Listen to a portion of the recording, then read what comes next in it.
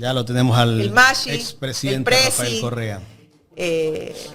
Hemos tenido un problemita ahí con la conexión, que bueno, suele suceder, pero ya lo tenemos con nosotros. Economista, buenos días. Expresidente. Hola, buenos días, Carla, Jaime. No sé si eran ustedes o desde acá, pero con el otro teléfono no podía entrar, tuve que cambiar de teléfono, por eso la demora, así que pedimos 1000 disculpas, al menos pido 1000 disculpas por el retraso. Gracias, expresidente. Bienvenido a Ecuador en directo. Aquí estábamos justamente comentando con Carla el tema de la seguridad social, ¿no? Parece ser que el Seguro Social es una de las instituciones que lo están viendo como la gallina de los huevos de oro. Se viene una reforma posiblemente por parte del gobierno. Y nos gustaría preguntarle a usted, expresidente, qué es lo que quieren hacer con la seguridad social de nuestro país y qué pasaría si tocan la seguridad social. Bueno, primero felicitaciones, porque una investigación sale como el noticiero de mayor credibilidad y para un medio digital es un logro espectacular, ¿no? Así que muy bien por ustedes, me alegro mucho. Lo segundo, miren, no conozco a profundidad el proyecto que han mandado, conozco de comentarios, pero me gusta estudiarlo bien antes de comentar personalmente. Pero es claro que esta gente no cree en lo público y tengan también los jóvenes, sobre todo, en entender que cada vez que marcha algo mal en el sector público, marcha un negocio privado mejor. Por ejemplo, si están mal las escuelas públicas, los colegios privados van a estar mejor, van a tener más negocio. Si están mal las universidades públicas, las universidades privadas carísimas van a ir mejor. Si está mal la salud pública, las clínicas privadas van a ir mejor. Si está mal el seguro social, todos estos seguros privados, fondos de pensiones, etcétera, van a estar mejor. Si está mal el BIES, recuerden que el BIES fue creado por nosotros para manejar técnicamente el dinero de los afiliados. Antes había una comisión de inversiones, era tripartita la dirección del BIES, un representante de los trabajadores, un representante de los empleadores, un representante del gobierno, y se repartían. Al representante de los empleadores iba esta comisión de inversiones y la corruptela era enorme. Ahora eso se manejaba profesionalmente. Se creó un banco que fue un éxito total, el Banco del Afiliado, el BIES, que entre otras cosas otorga crédito hipotecario, otorgó muchísimos créditos hipotecarios, ya las familias no tenían que esperar, las parejas, 30 años para tener su casa propia, sino que a los 3 años ya podían tener casa propia y pagar a largo plazo con el BIES. Pero todo eso le quita negocio para el sector privado, a la banca privada. Entonces, obvio que están detrás de esos negocios, porque esta gente ve el sector público, no cree en lo público, solo busca el poder público, no para servir al bien común, sino para servir sus negocios privados. ¿Por qué hablan de una crisis en el Seguro Social? ¿Qué está pasando tal vez en el Seguro Social? La falta de nuevos afiliados a la Seguridad Social, aunque el gobierno nos habla que cada día sigue incrementando el número de afiliados. Bueno, acuérdense que 8 años nos llevan con eso y le echaron la culpa a Correa, que yo le había dejado cobrar el 10 porque era mi caja chica. Todo eso es mentira. No saben lo que hablan. Por ejemplo, hay 3 clases de deudas con el IES, ¿no? El aporte patronal, nunca nos atrasamos, ¿no? Las inversiones que hacía el IES, el mejor negocio, comprar bonos del Estado, la rentabilidad buena, nunca se falló en el pago de los bonos, era un negocio redondo para el IES, y había el 40% de subsidio a las jubilaciones. Entonces lo que yo hice, como tenía exceso de liquidez en ese momento, el IES, reformar la ley, es decir, bueno, damos hasta el 100% lo que sea necesario, es decir, respaldamos totalmente las pensiones jubilares, pero en lugar de hacer esta triangulación, que le doy 1.000 millones anuales para que me presten 1.000 millones comprando bonos, bueno, lo que hacemos es dar el subsidio en caso necesario. ¡Ay, el enemigo! Ya derogaron todo eso, porque ellos son los patriotas, los amigos de los jubilados, con plata ajena, por supuesto. Eso es tan genial como hacer un hueco en la proa del barco para tapar un hueco en la popa del barco, ¿no? No, dar el 40% de subsidio. ¿Dónde sale eso? Del mismo presupuesto del Estado, ¿no? Pero entonces había otra deuda que se disputaba, también la zapada criolla, que a principios de este siglo, así como el 40% de subsidio a las pensiones jubilares, se creó en los 70 cuando quebró el IES, a principios de este siglo tuvieron graves problemas y no les ocurrió idea más genial. No se le ocurrió idea más genial. No se le ocurrió idea más genial que pasarle las cuentas más duras al Estado, al gobierno central, es decir, la atención de salud de los jubilados y las enfermedades catastróficas, cuando esa es la razón de ser del Seguro Social.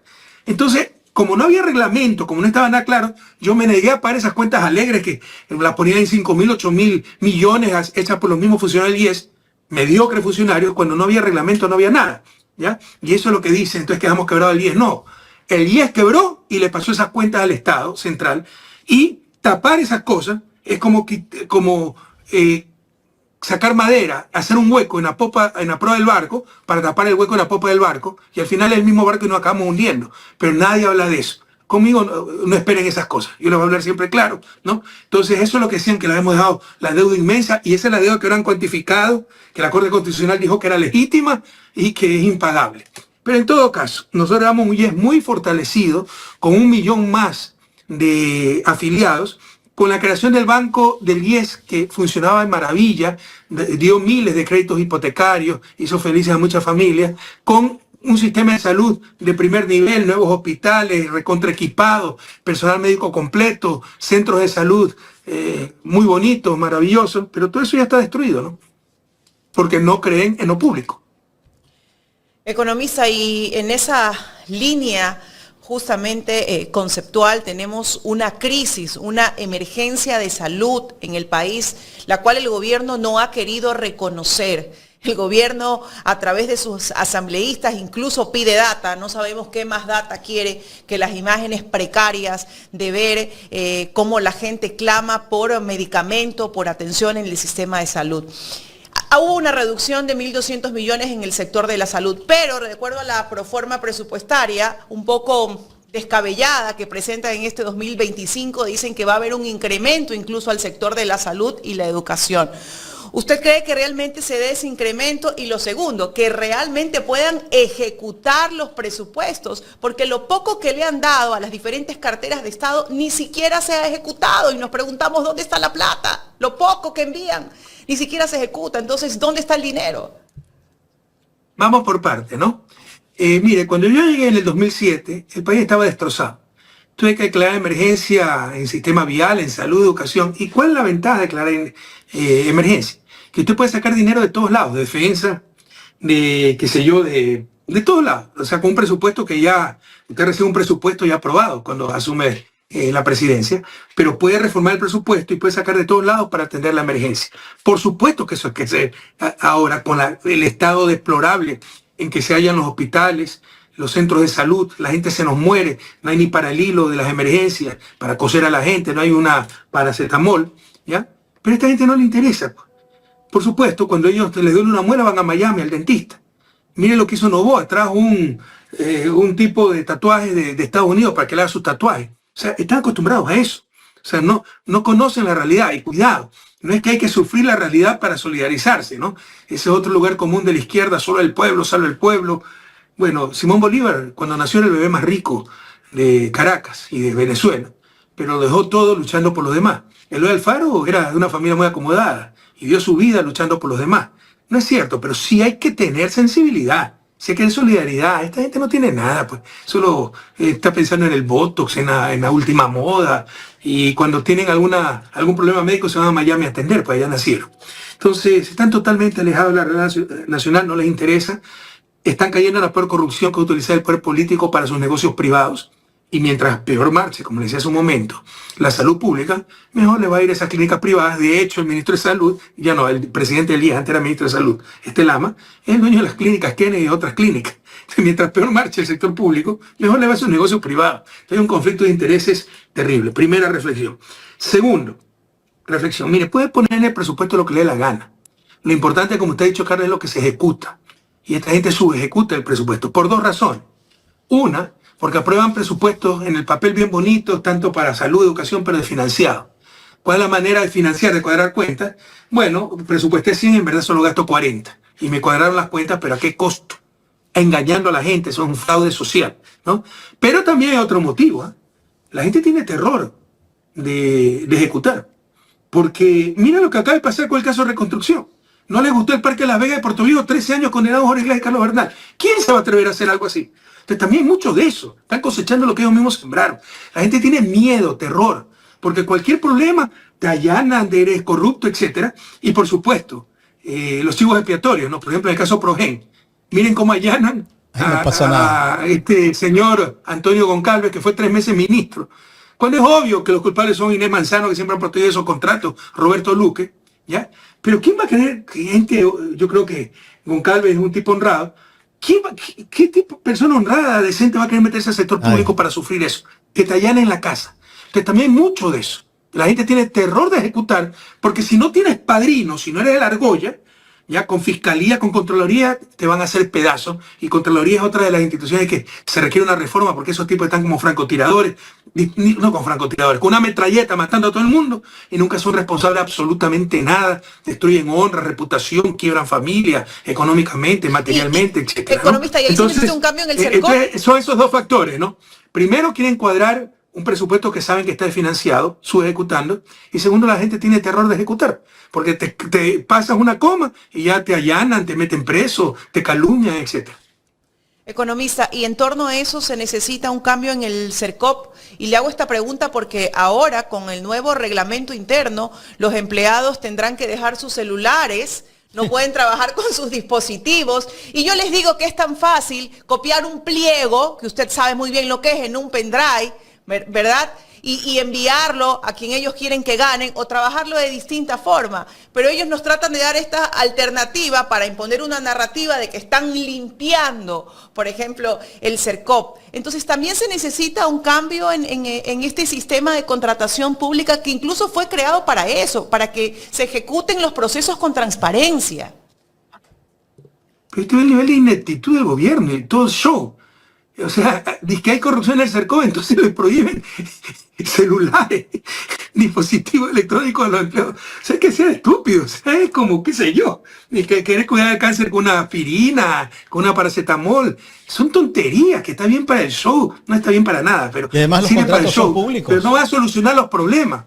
No solo eso, miren que esta gente no ha hecho casi nada, no pone un puesto de alumbrado público, y hay corrupción por todos lados.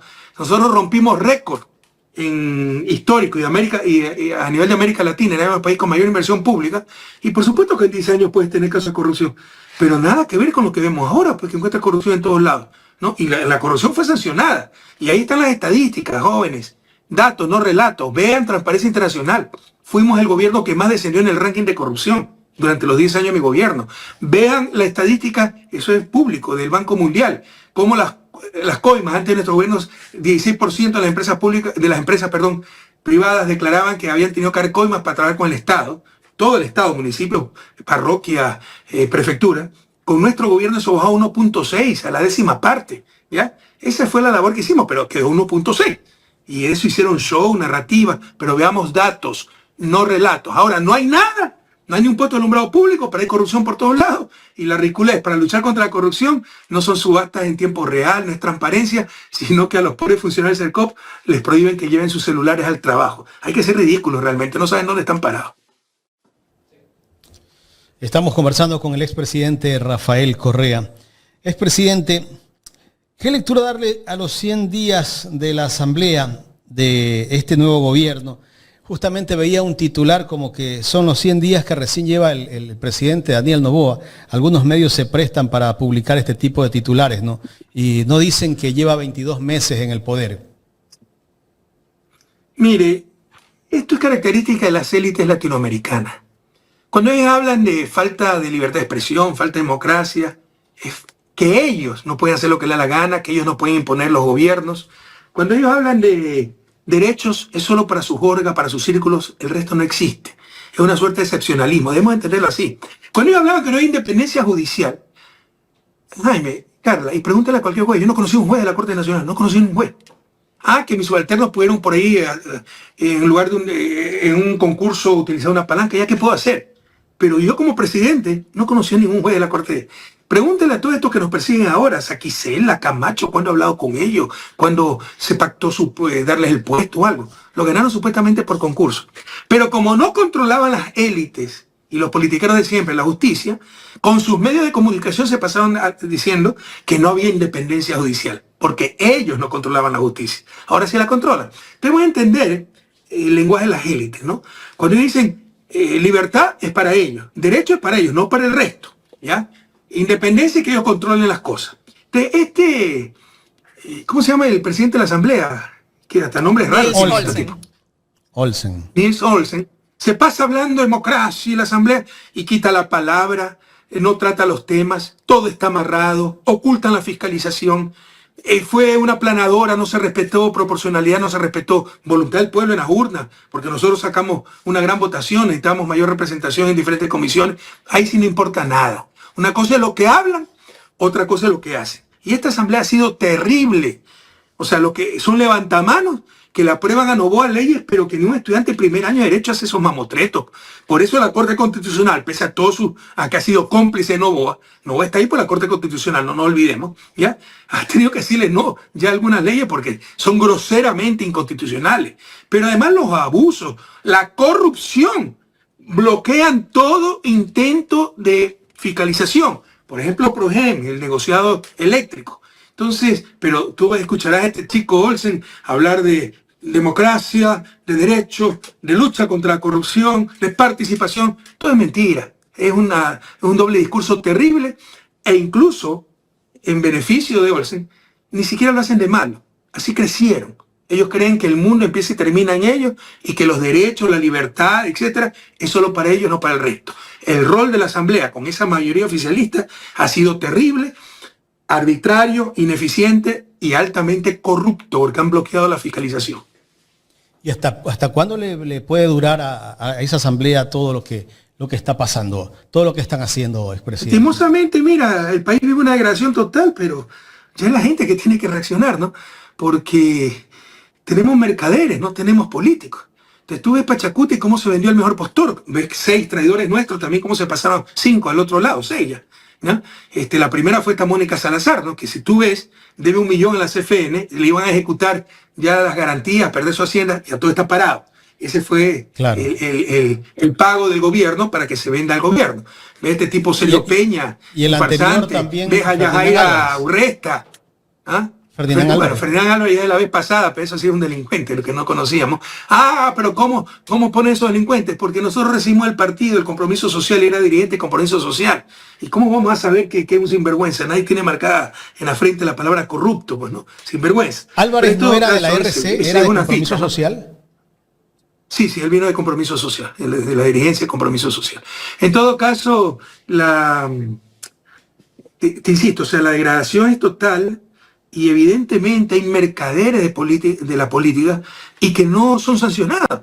Porque si tú traicionas al partido con el que llegaste, por lo menos que pierdas tu curul, o por lo menos que permita el CNE revocarle el mandato. Pero es como bloquean todo, porque el CNE es una sucursal de Carondelet, ¿no? Y es hasta tragicómico. Mientras son del bloque de la Revolución Ciudadana, son mafiosos, narcopolíticos, asesinos. Se pasan al otro lado y ya son lo mejor. Son santos. Tú ves cómo engañan a la gente a cada instante. La decadencia total, la degradación moral en cultura política que ha sufrido el país es terrible, es realmente grave. Economista, vámonos un poquito a la Corte Constitucional y a estas leyes, ¿no? La ley de inteligencia, la ley de solidaridad, la ley de integridad pública. Esta ahora llamada también ley de fundaciones que ya va a ser aprobada y que hay que ponerle atención porque lo que buscan es callar y perseguir. Pero frente a todo eso, la Corte Constitucional, como usted decía, aunque tarde, parece que se está dando cuenta y le está poniendo un alto. La Secretaría Jurídica de la Presidencia ni de la Asamblea no ha podido sustentar estas normativas totalmente inconstitucionales que vulneran los derechos consagrados en la Constitución del 2008, una constitución garantista hecha a través de una Asamblea Constituyente, la cual Noboa prometió hacer, pero no lo ha hecho. ¿Por qué no lo ha hecho? ¿Sabe que perdió las elecciones? ¿Sabe que no va a contar con el respaldo popular? ¿Lo tiene claro él? Si fuera verdad que ganó con más de 1 millón en las elecciones, al día siguiente pues convoca a consulta popular para Asamblea Constituyente. Pero eso es tan evidente. ¿Por qué no lo hizo? Porque sabe que perdió, sabe que es un tramposo, que robó las elecciones. Y ayer hemos presentado al público ecuatoriano el video y hemos presentado el procedimiento. Y cualquiera lo puede hacer artesanalmente ese procedimiento y verá cómo con esas bolígrafos que nos metieron en la segunda vuelta, la tinta, por la simetría de la papeleta, la tinta se pasaba de la opción A a la opción de B, de Luisa a Noboa. Y ahí están pruebas, por ejemplo, en Chile, donde descubrieron, se ha pasado la tinta, se ha transferido, y se ve cómo se ha transferido de Luisa a Noboa la tinta. ¿Y por qué entonces no abrieron las urnas? Pues también, porque saben que hicieron trampa. Entonces, por eso no llamó a consulta popular. Tenemos un presidente absolutamente legítimo que robó las elecciones, ¿no? Pero sí quiere ir a una consulta popular con 7 preguntas. 7 preguntas Y va a de las perderla. cuales Y incluso no- algunas ya les dijo el pueblo ecuatoriano que no. ¿Usted cree que no va a ganar? Pero esa además, consulta Carla, es popular? la tercera consulta popular, pues. O sea, si esa fuera la solución. O sea, no es, el problema no es de leyes, el pueblo ecuatoriano, ¿qué nos pasa? Ahora dicen que es la constitución de Montecristi. Con esa constitución fuimos el segundo país más seguro del mundo. Entonces, ¿se dan cuenta de lo irracional que es todo esto? ¿No? Ah, no, es que pactamos con los, escondimos 7.000 homicidios. Jóvenes, no caigan en esa mediocridad. O sea, nos quieren convencer que cuando estábamos bien estábamos mal y ahora que estamos requete mal es que estamos bien, ¿no? Con esa constitución, Ecuador era ejemplo para América Latina. Ahora resulta que el problema es la constitución. Ahora resulta que el problema es las leyes, son las leyes. No, el problema son 3 gobiernos ineptos, uno peor del otro, que hemos tenido desde el 2017. Y mientras tengamos gobiernos ineptos, que no saben dónde están parados, que hablan español pero piensan en inglés en el caso de Novoa, que ni siquiera es ecuatoriano, que lo ponen en la Plaza Grande y se pierde, porque más conoce Miami que Quito, ¿ya? Mientras tengamos esa clase de gobierno, hagan la constitución que les dé la gana, hagan la consulta popular que les dé la gana, hagan las leyes que les dé la gana, que seguiremos cada día peor. Porque el problema no son las leyes, el problema es gestión, el problema es capacidad, y tenemos un gobierno absolutamente inepto. La canciller Gabriela Sommerfeld ha anunciado que el secretario de Estado de los Estados Unidos de Norteamérica visitará Ecuador y principalmente en la agenda tienen tratar temas de seguridad. ¿Usted realmente cree que Estados Unidos esté interesado en aportar o ayudar en combatir la inseguridad que vive el Ecuador? ¿O sus intereses pueden ser otros? Pero por supuesto que son otros, pues ellos siempre actúan en función de su propio beneficio y es lo correcto. Somos nosotros los tontos útiles, o al menos gobiernos tontos útiles, que se prestan a cualquier cosa, ¿no? Que creen que siendo vasallos mate alguna clase de concesión, privilegio, y a los vasallos se los utiliza, a los lacayos se los utiliza, pero en el fondo se los desprecia. Como ya hemos visto.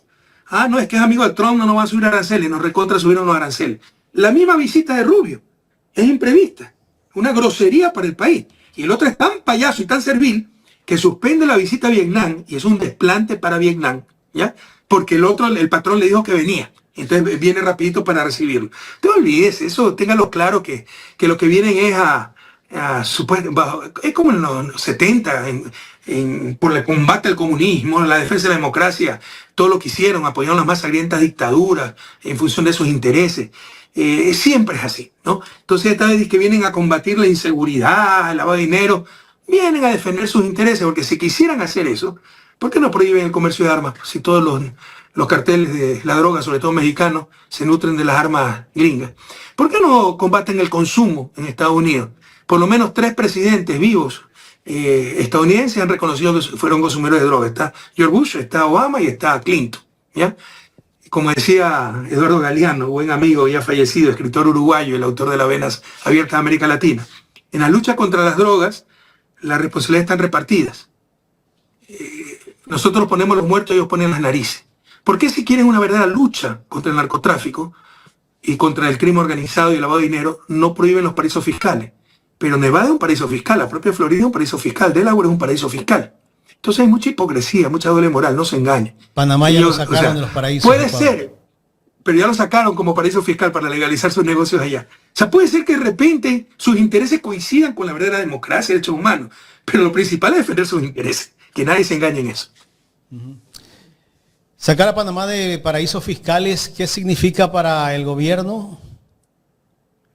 Que ahora podrán ya, es como decir que logramos eliminar el divorcio. Ah, sí, concientizando a las parejas antes de casarse. No, eliminamos el matrimonio. Entonces, sin matrimonio ya no hay divorcio. Entonces, ya no hay ilegalidad, ya puedo ser candidato, ya puedo ser presidente, porque ya no tengo negocios en paraísos fiscales. Ah, ya traíste ya transparentaste tus inversiones, tus empresas offshore, ya las traíste al Ecuador. No, ya eliminé a Panamá como paraíso fiscal. Esto es una sinvergüencería, puedes utilizar el poder en función de sus intereses. O sea, el billete puede ir a Panamá tranquilo. Todo el mundo reconoce a Panamá como paraíso fiscal. Todo el billete puede ir a Panamá entonces ahora. Ah, por supuesto, pues ya no estás infringiendo la ley. Legal es el robo. Expresidente, ¿qué piensa usted de la explotación de la minería a cielo abierto? La semana pasada el ex candidato presidencial Yacu Pérez presentó una denuncia en contra del presidente de la República y su esposa Lavinia Balbonesi por presunto tráfico de influencias y cohecho. La esposa del presidente de la República podría haber recibido incluso donaciones de parte de una empresa que está recibiendo una licencia ambiental. No es que podría, recibió. Y eso es escandaloso, pero hemos perdido la capacidad de asombro, ¿no? Recibe donaciones para su fundación de buen corazón, ¿no? Transmitiendo el mensaje que lo que necesita es caridad, no justicia, ¿no? Y voy a ayudar a los pobres mientras utilizo carteras de decenas de miles de dólares. Hay gente a la que le gusta eso, ¿no? Pero no quiero seguir profundizando, pero a mí me parece terrible, ¿no? Recibe donaciones para su fundación y luego va a cabildear a favor de la minera, a las zonas de influencia de la minera, donde está trabajando, y con regalitos a la gente para comprar conciencia. Dicho esto, cuidado, mire, que hay muchos lugares comunes y la gente no entiende bien de lo que se habla. Es que la minería a cielo abierto es mala. Hay minería metálica y no metálica. La no metálica es a cielo abierto, el cemento. O sea, si no hay la cal para el cemento, si no hay minería a cielo abierto, no hay cemento, pues con qué construimos las casas, con qué construimos las cosas, ¿ya? Pero incluso la minería a cielo abierto, hay de metales, de productos metálicos, la minería metálica a cielo abierto, todo es costo-beneficio. O sea, no hay acción humana que no tenga efectos sobre la naturaleza. La radio donde usted está tuvo efectos sobre la naturaleza por el carro que conduce. Entonces, esos extremos de no a la minería es un absurdo, porque además no se puede entender la vida moderna sin minería, ¿no? O sea, o usted ha visto que Yacu Pérez anda en burro, ¿no? ¿Verdad que anda en carro, en moto, en avión? Usa micrófono. Claro. No, entonces pero que la minería esté en África, entonces que se contamine, es un absurdo, ¿ya? O sea, no, es que contamina, mucho más contamina las aguas servidas de la ciudad, que ensucian el agua dulce, el Machángara en Quito, en Quevedo, el río Quevedo, ¿ya? Que la minería. Y el dinero de minería podría servir para purificar el agua dulce del Ecuador. Entonces hay que ser inteligente en esto, no caer en extremos ridículos. Tampoco los negociados que quiere hacer Noboa, porque él tiene empresas mineras. Ese es el problema cuando se cruza el poder político con el poder económico. Nosotros éramos gente de clase media, profesionales, profesores universitarios que no teníamos ese cruce de intereses y actuábamos en función del bien común. Entonces hay que saber reclamar las cosas. Ojalá el pueblo indígena algún rato se ponga de acuerdo, o la zona de influencia de los proyectos mineros, a decir, bueno, sí, permitimos minería con total responsabilidad ambiental, pero que todas las excedentes quedan aquí hasta eliminar la pobreza absoluta. Al menos yo, enseguida le iría totalmente de acuerdo. Pero eso es no a la minería, y restrictamente, o a la minería a cielo abierto, que hasta el cemento, ¿no? Es un absurdo, no se puede entender la vida moderna sin minería. Permítame saludar a algunos de los que están conectados, expresidente. Raúl Cedeño, gracias por el aporte al superchat. Enrique Tusa dice, esperando escuchar al compañerito, o sea, el Mashi ya está con nosotros. Por acá nos escribe María Villa. Omar Novoa dice, saludos al Mashi. Nosotros somos el pueblo y lo tienen que saber. No tenemos presidente, queremos a Rafael. Somos la resistencia, dice. Hasta la victoria siempre, compañerito. Un saludo para Omar, Mashi.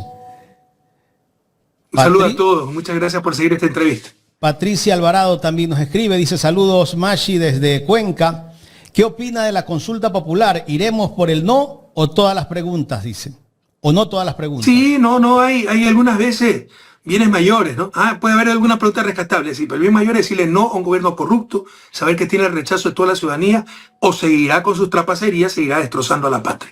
Entonces, si hace la consulta popular, que yo creo que no la hace, porque sabe que la va a perder, hay que decirle un no rotundo. O sea, a gente como Noboa, tramposos como él, gobiernos tan ineptos, tan ilegítimos, se le dice no. John Zurita también envía un mensaje, dice, Mashi Rafael, salvaste miles de vidas, dando atención médica digna al pueblo, siempre estaremos agradecidos. Roger Rally. Gracias, John, pero la salvamos juntos y esos fueron recursos del pueblo ecuatoriano, tal vez por primera vez en la historia contemporánea, utilizados con manos limpias, mentes lúcidas y corazones ardientes por la patria. Y por eso se hizo tanto bien. Fíjate cómo decía este payaso en campaña, ¿no? Si no hay corrupción, la plata alcanza. Ahora no les alcanza ni para la salud, pues, ni para la paracetamol en los hospitales. Usted está reconociendo que son unos ladrones. Para nosotros sí no alcanzaba la plata. Dejaste endeudado al país. Ya le ganamos todos los juicios. Ya no tienen argumentos en ese sentido. Tantos años de calumnia, ¿no? Perdona, Carla, te interrumpí. Y criticaban los excedentes incluso hasta de paracetamol, que luego les sirvió en las crisis de salud, porque criticaban absolutamente todo, hasta si había demás. Puede haber de repente, o sea, no hay manejo de inventario perfecto, puede haber que sobre un poco, que de repente falte un poco, lo cual es más grave, ¿no?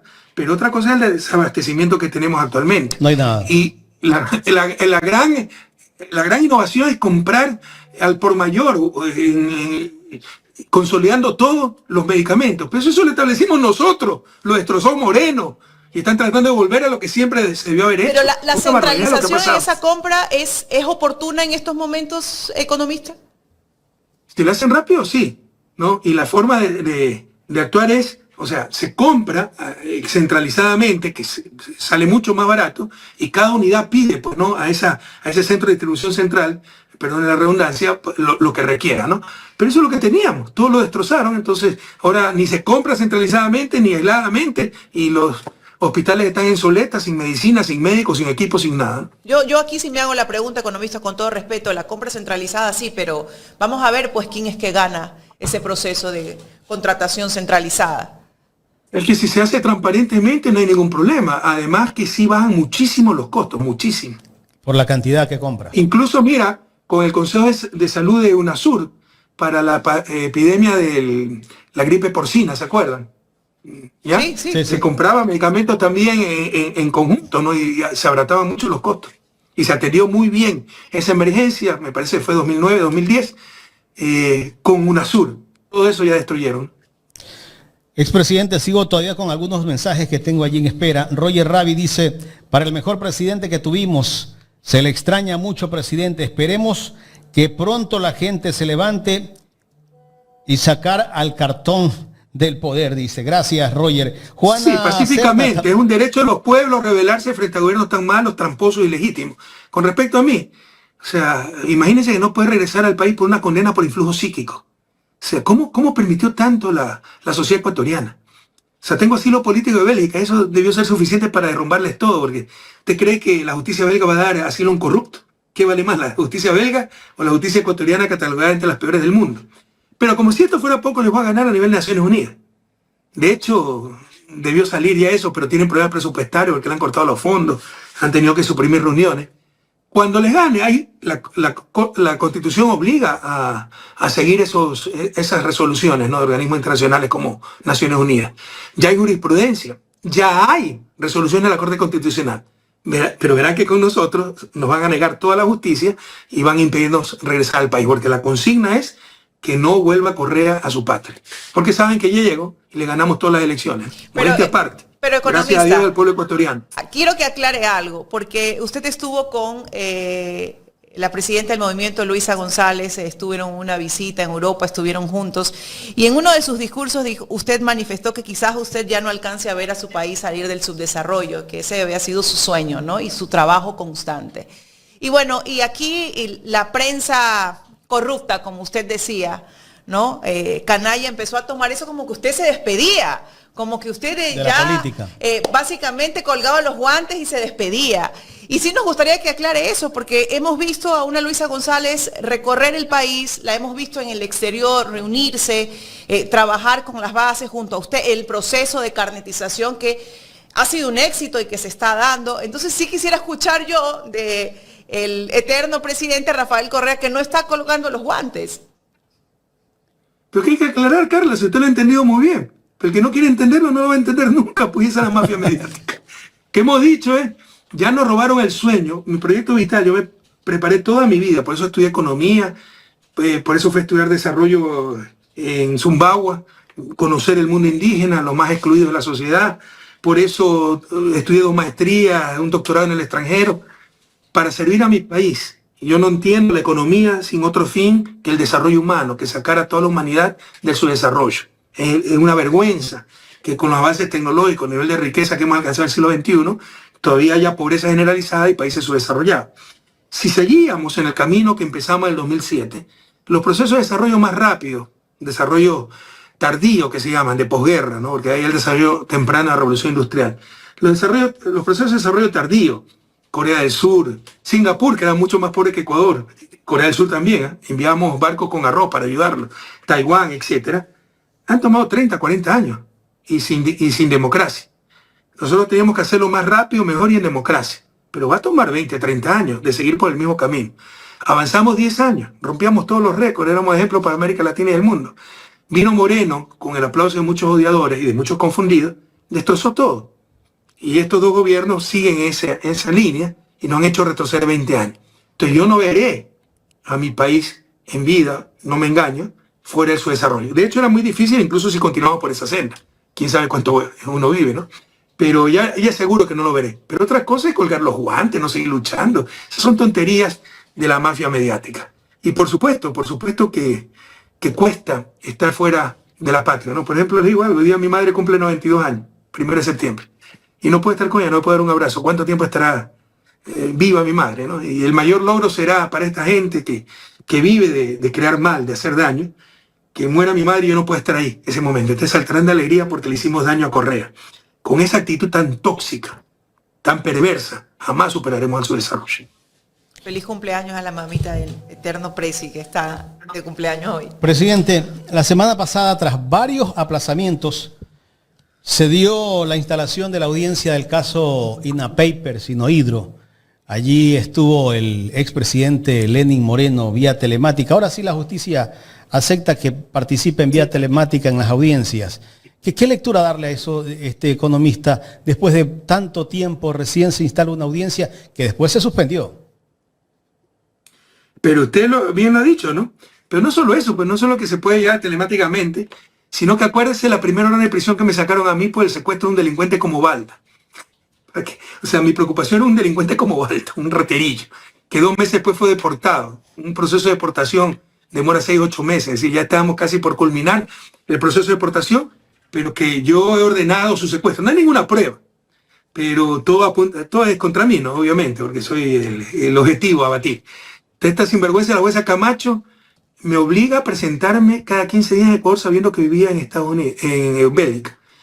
Yo le dije como abogado, pues permítame presentar al consulado, que los consulados no son para eso, mentira, en los consulados usted va a declarar, etc., ¿no? Y entonces, como no pude regresar a Ecuador, apelé la decisión, pero si era un 1 de julio que se vencían los 15 días para presentarme, la sinvergüenza esa puso a la audiencia el 2 de julio para estar ante hechos consumados. Todo eso hemos tenido que aguantar. Bueno, resulta que Moreno sí se puede presentar cada 15 días o no, cada semana, no sé, en el consulado en Asunción. Entonces usted ve la doble moral que hemos vivido. Y hay gente que aplaude todas esas barbaridades.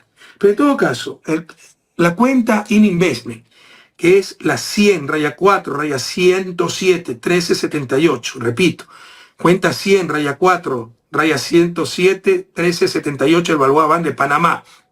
Ya no existe el Balboa Bank. Fue comprado por el Banco de la República de Costa Rica, ¿no? La cuenta se llama INA Investment. INA por el nombre de las hijas de Moreno, Cristina, Karina, Irina. Se conoce del 2018. Del 2018. Nosotros la conocemos. Probablemente los gringos lo conocieron antes. Hace 7 años. La conocieron antes y por eso presionaron a Moreno. Empieza, presentamos las denuncias, etcétera. Empieza el caso el 2019. Usted podrá escuchar varias intervenciones de Diana Salazar que está pidiendo la asistencia penal a Panamá. Eso llegó hace 2019.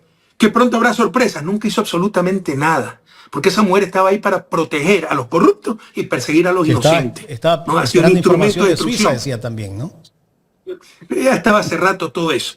Entonces, recién del 2018, 7 años después, se hace la audiencia de juicio para tratar este caso. Evidente corrupción. Aquí no hay influjo psíquico, hay cuentas, hay cheques, hay pago, los muebles de la casa de Ginebra de Moreno, etc. Aquí no es que hay influjo psíquico ni tonterías, ¿no?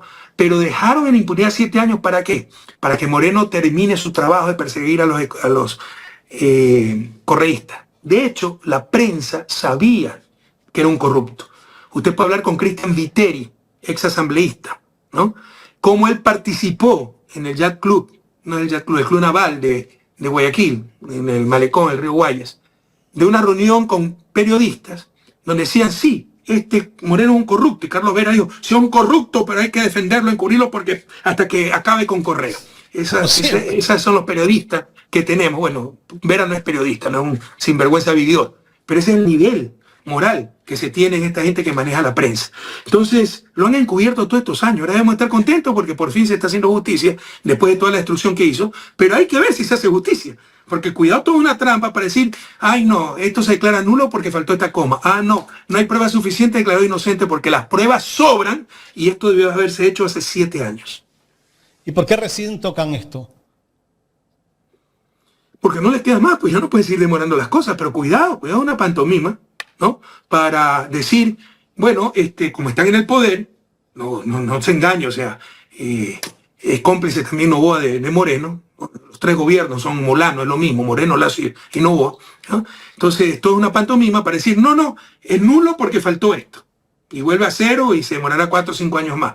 No hay pruebas, entonces es inocente. Y aprovechan que están en el poder para dar en impunidad un caso no evidente, clamoroso de corrupción, donde se tiene hasta la cuenta en Panamá.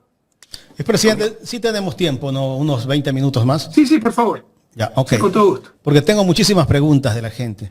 El economista Víctor Andrade, su amigo, envía una pregunta. El proceso de revocatoria... Un gran profesional y un gran ser humano. ¿Eh? Sí. Esa gente honrada que hay tanta en la patria. Dice, el proceso de revocatoria de Pavel, la persecución a Aquiles y la posible revocatoria a Noboa, de ese tema me dice que le consulte. ¿Qué criterio tiene usted? Pero con el Consejo Nacional Electoral que tenemos, ¿qué revocatoria se le va a hacer a Noboa? ¿Usted sabe cuándo van a permitir la revocatoria a Noboa? Todo está blindado de la forma más descarada. Por supuesto, para Pavel y Aquiles enseguida lo van a facilitar. Pavel ya está en marcha, el proceso. Aquiles lo que van a hacer es, con esa denuncia absurda de combustible y todo eso, van a tratar de meterlo preso. ¿Y por qué digo absurda? No, primero, no hay pruebas contra Aquiles. Segundo, mucho más grave, es la denuncia contra Petro Noboa, el hermano de Daniel Noboa. ¿Y dónde están, pues, los vicios? ¿Dónde está la investigación? Está descarado lo que se está viendo en el país, Jaime, Carla, descarado. Pero la gente no reacciona, y sí, en gran parte por la manipulación mediática de la mafia que manejan los medios de comunicación. ¿Por qué se ensañan pero con también estos dos porque personajes? creo que hemos perdido la capacidad de asombro, ¿no? ¿Ah? ¿Por qué se ensañan con estos dos personajes, economista? Le pregunto a usted, ¿no? Por ejemplo, ¿qué ven en Aquiles? De pronto Aquiles es un perfil, un potencial para mañana poder ser candidato a la presidencia, o Pavel Muñoz también. ¿De pronto ven eso? ¿Por qué, ¿por qué con Carla? ellos? Porque no se someten, porque son las 2 ciudades más importantes y quieren esa alcaldía. Ustedes saben que Pavel puede ir a la reelección, Aquiles puede ir a la reelección, y no quieren eso, quieren para ellos la alcaldía. Ya incluso suenan los candidatos de ellos, ¿no? Merino para Quito y tanta cosa. Entonces es sencillo, o sea, quieren aniquilar figuras políticas que no se someten a ellos, que llegaron para la Revolución Ciudadana, para capturar ilegítimamente las 2 principales alcaldías del país, que son Quito y Guayaquil. Expresidente, esta pregunta me envía mi compañero César Armando Bermeo, me dice, ¿qué sentimientos tiene de que los mismos compañeros no dieron validez a las denuncias de fraude electoral? ¿Qué sentimiento tiene Una usted? gran decepción, tristeza, ¿no? Bueno, hay que reconocer que ese momento nosotros estábamos seguros que había habido fraude, la cuestión era cómo hicieron el fraude, pero los que tenemos algo de experiencia en esto, por favor, no nos engañamos. O sea, de empate técnico de la mayoría de las encuestas que ponían ganadora a Luisa, la propia Diana Tamaín, no vamos a dar paso a los exit poll porque el resultado es muy apretado, a que nos saquen más de 1 millón de votos de diferencia, eso no existe, eso es imposible. A retroceder en 16.000 mesas, el 40% de las mesas, eso es imposible electoralmente, a no ser que hayan descubierto, qué sé yo, que Luisa González azota a su madre, no, o sea, es imposible. Entonces sabíamos que había habido fraude, la cuestión era cómo, y después, con el informe de la OEA, porque el que habló de la tinta que se transfiere, es el informe preliminar de la OEA, ¿no? En la página 13, ahí es que empezamos a reunir nos pide el laboratorio de las Canarias los esferos para analizarlos, y es que descubrimos que han metido una segunda clase de esferos, el de tinta increíble, acuosa, etcétera, y ya pudimos reproducir, es lo que se presentó ayer en el video, el mecanismo por el cual se pasa, o sea, con la tinta transferible y un lado del papel, de la papeleta glaciado, que repele tinta, y el otro sin nada, con papel bond de 90 grados que absorbe tinta, por la simetría doblas y se pasa la marca de un lado al otro. Y eso es lo que ocurrió en Chile. Y ahí dice, se transfirió la tinta. Ahí lo dice, el voto se transfirió de Luisa a Noboa. Y así, y por eso retrocedemos en 16.000 mesas. Por eso no quieren abrir una sola mesa. Pero si nos ganaron, qué rico contar de nuevo los votos, ¿no? Pero ¿por qué no abren una sola mesa para revisar los votos? Porque sabe que perdieron. Entonces, ese momento... Y por eso se prohibió el uso celular. ¿Por qué? Porque cuando suplantan los votos, para esto necesitaron menos del 10% de votos suplantar, ¿no? Porque si hay un empate técnico con 10% de papeletas que suplantes, ¿ya? 5% le quitas a Luisa, 5% va a Novoa y ya tiene el 1.000.000 de votos de diferencia. Es más, si apuntas a buenas, y ellos lo hicieron, análisis matemático y estadístico, juntas receptoras donde teníamos mayor apoyo, ya tenemos identificada esa junta también, incluso menos del 10% de las papeletas tienes que reemplazar para sacar esa diferencia. Pero en todo caso, bueno, ese momento sabíamos que había fraude, pero no tenemos un discurso articulado. Entonces algunos se apresuraron a reconocer la derrota, ¿no? Pese a que estadísticamente era imposible. El problema es que después, cuando ya dijimos, no, así se hizo el fraude, todavía algunos compañeritos, entre comillas, hasta se burlaban, jaja, la tinta que se transfiere, ¿no? Esos no son compañeros de verdad, porque demuestran hasta la falta de confianza en sus dirigentes, ¿no? La falta de nobleza. Y la estupidez, porque están equivocados. Somos nosotros que tenemos la razón y ya lo hemos demostrado, ¿no? Pero sí, fue triste porque por lo menos debieron esperar cuando nosotros no reconocíamos los resultados, ¿no? ¿Y cómo ven el proceso interno en estos momentos de la Revolución Ciudadana? Les decía hace un momento, están haciendo una carnetización que les ha ido bastante bien, ha sido bien recibida, se están fortaleciendo a la interna. ¿Cómo se encuentra en estos momentos el movimiento? Bastante bien. Mire, la semana pasada estuvo aquí Luisa, en 8 años que estoy en Bélgica, no he visto en toda Europa un evento tan extraordinario. Era un día martes, el lunes habían empezado clases aquí en Bélgica, y esa sala estaba a reventar, más de 200 personas, un entusiasmo enorme. Habían venido de Francia, habían venido de Alemania, habían venido del Reino Unido, ¿no? Ya venía Luisa de Suiza, venía de la propia Francia, pero de todos modos vinieron. Entonces, un entusiasmo enorme. El entusiasmo está más vivo que nunca, pese a los duros momentos que hemos vivido, pero no entiende que somos semillas. Mientras más intenten enterrarnos, más vamos a florecer. Yo digo, el movimiento va bastante bien. Como siempre hay gente que un poco descontenta, sobre todo a nivel dirigente y gobiernos locales, quieren otra orientación del movimiento. Algunos quieren conciliar con el gobierno, con un gobierno ilegítimo, tramposo, con un gobierno que robó las elecciones, que ha roto el Estado de Derecho, lo que le hizo a la vicepresidenta, un gobierno que invadió embajadas, secuestró a un refugiado político, lo cual es delito de acuerdo con nuestro Código Penal y de acuerdo al derecho internacional. Conciliar con un gobierno así es conectar ese gobierno. Lo único que queda es una posición radical, denunciando, y la historia nos dará la razón. Pero algunos quieren contemporizar. Entonces, ese es un poco el debate interno que existe y que se va a dilucidar democráticamente en la próxima elección, que será en el mes de noviembre, como corresponde de acuerdo al estatuto. Esa elección tiene que ver con escoger a los nuevos directivos. ¿Y cuáles son los valores fundamentales que tienen que tener esos nuevos directivos, pese a la experiencia que usted ya tiene y lo que le ha pasado? Yo sé que usted me va a decir que su influjo psíquico no le da para tanto, porque si fuese así, otro fuese la historia. Pero reconociendo de pronto errores que se pueden ver cometidos y viendo cómo se encuentra actualmente el país, ¿qué necesitan esos líderes para poder ser escogidos y mantener en alto el movimiento, que es la única oposición clara que le queda a este país? Y siempre hablan de los errores cometidos. Si hubiéramos cometido tantos errores, no existiríamos.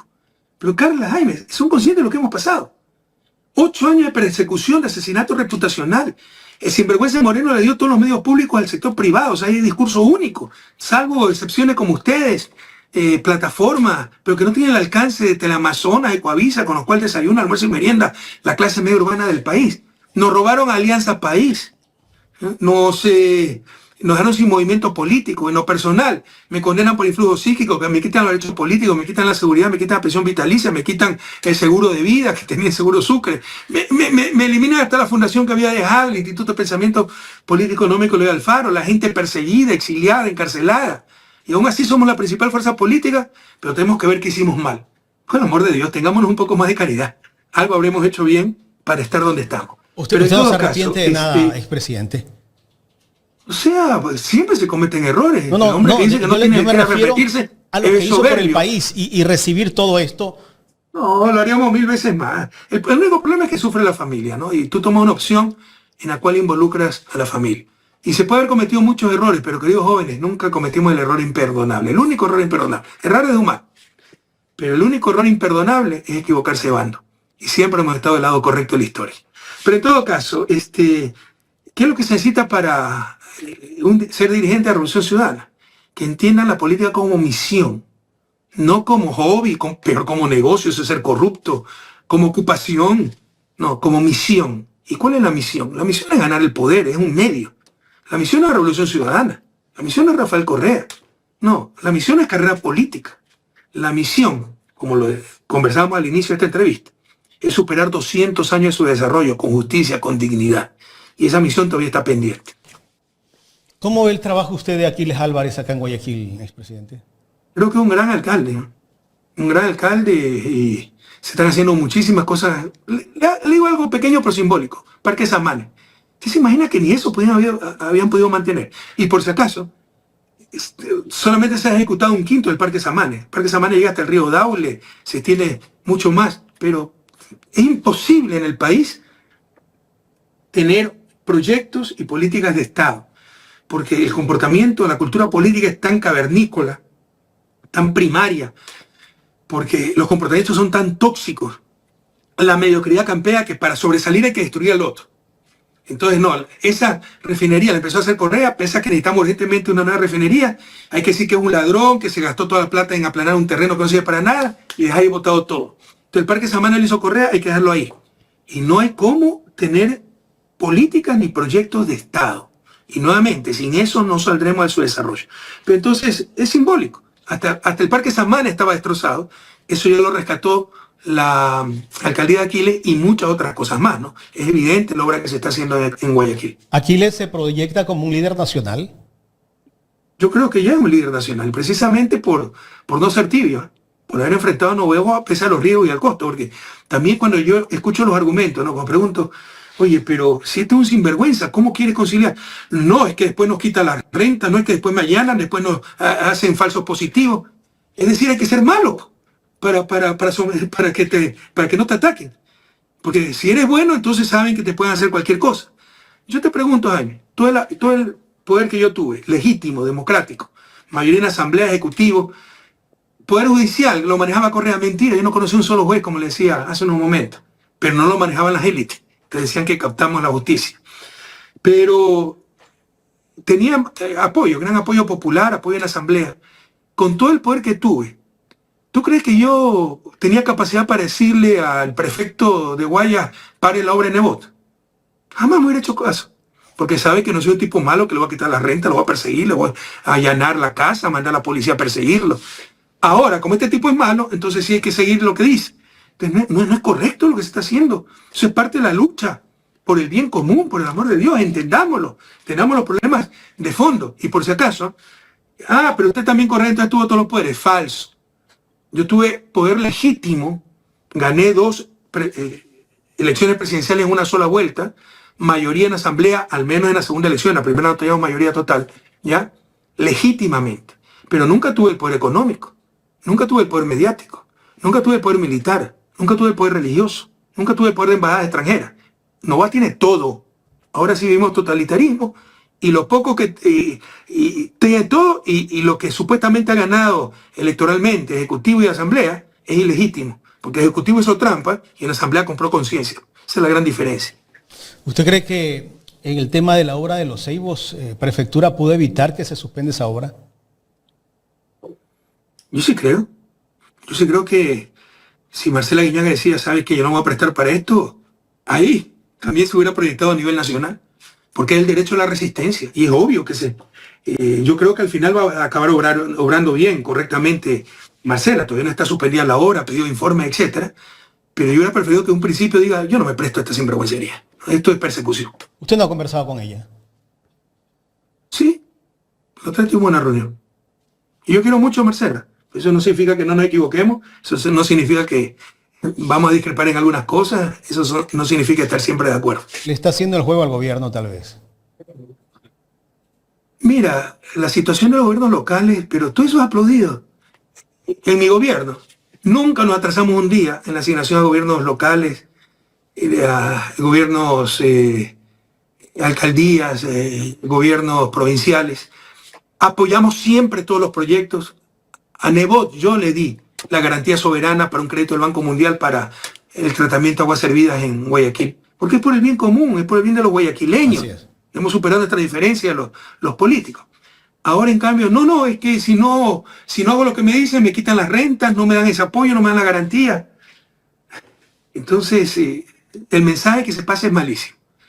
O sea, que hay que ser malo, perverso, para que entonces no le hagan problema a uno, ¿no? Y con eso nos hundimos todos. Yo creo que hay peleas que hay que dar y son más valiosas que por el bien común que hacer una carretera, un parque, etc.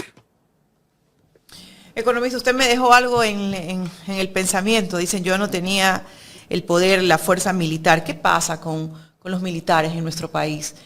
¿Han apoyado? La mayoría de nuestros militares se habían formado en las escuelas de las Américas, la gran influencia de Estados Unidos. Pero se imagina usted, por ejemplo, ¿cómo se llamaba? El coronel que dio el golpe con Lucio Gutiérrez. Ya me olvidé. Cobo. Cobo era el director de la Academia de Guerra, pues. O sea, un tipo que menos coeficiente intelectual y ya es planta, pues.